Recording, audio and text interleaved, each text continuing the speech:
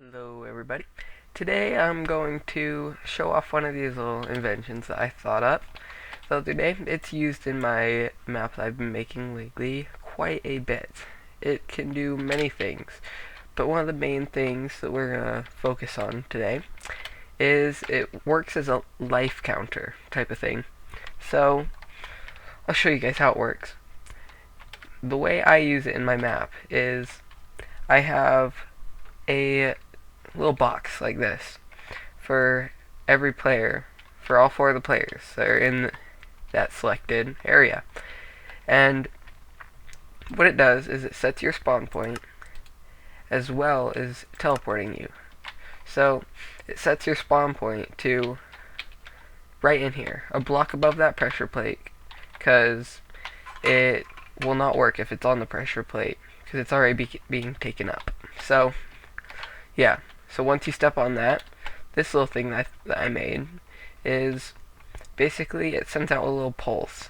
So that pulse goes down through here and it powers each one of these powered rails just for barely any time at all.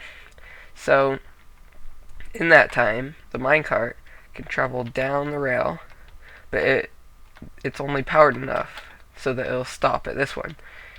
When it hits this detector rail, it will say, it'll teleport them to up there on that red block or wherever you want it to be, and then it'll say you have 4 lives left. So you start out with 5, 4, 3, 2, 1.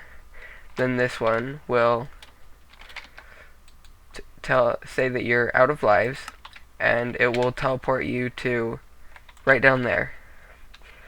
And then it keeps going past this, and since all these are turned on, it'll race up here and it resets itself. So you don't have to worry about resetting it or anything like that. And so every time that you die, you'll respawn here and it'll continue it on. And so, yeah, that's how the life counter part works.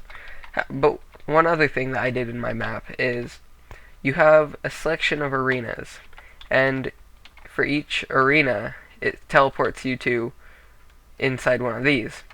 But instead of saying that you have lives, it sends you to one of these for the life counters. So each individual player has their own life counter, but it divides them up. So this one would send them to the first counter, the second counter, the third counter, and then the fourth. And you don't have to have this last one. And then it will reset itself for the next wave of players. So yeah, it's a nice little thing I thought up, and I'm just gonna show you guys how it works. So see you in a second. Okay, so once I jump in here, it's gonna set my spawn and then teleport me. So we'll just go ahead and do it. See?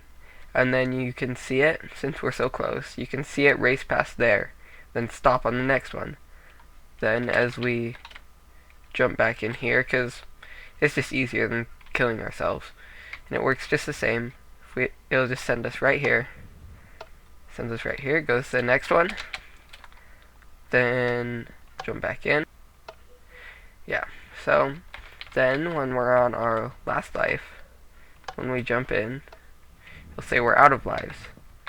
You can hear it go back up to the top. Now it's right here and it's reset. So yeah, it's pretty nice.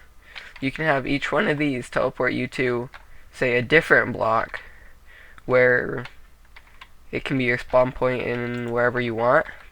And one nice thing about the spawn point command, since normal spawn, it will spawn you anywhere in a 20 by 20 radius of one block.